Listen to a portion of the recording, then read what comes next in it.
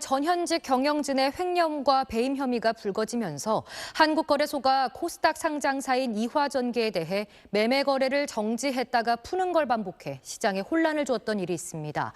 저희 취재 결과 당시 한국거래소가 이화전기 측 말만 믿고 횡령 배임 금액이 얼마인지 또 이를 지시한 사람이 누군지 등을 제대로 확인하지 않은 걸로 드러났습니다. 백운 기자가 보도합니다.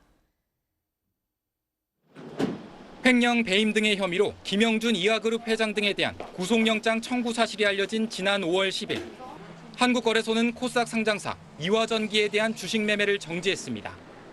즉시 회사 측에 공시를 요구했는데 횡령, 배임 혐의 금액이 총 8억 3천만 원이며 김 회장은 전직 임원으로 회사와 무관하다는 답변을 받았습니다.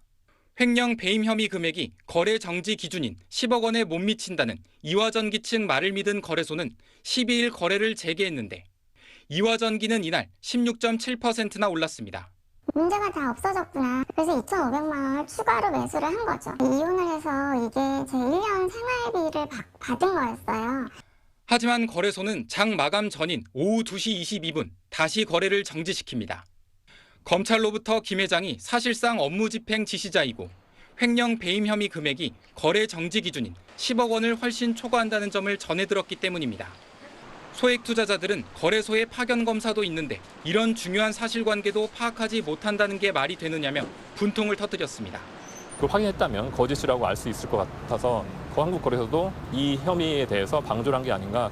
소액 투자자들은 주먹구구식 거래 정지와 해제 과정에서 이화그룹과 거래소 간 부당한 거래는 없었는지 밝혀달라며 고발장을 제출했고 검찰은 수사에 착수했습니다. SBS 백운입니다.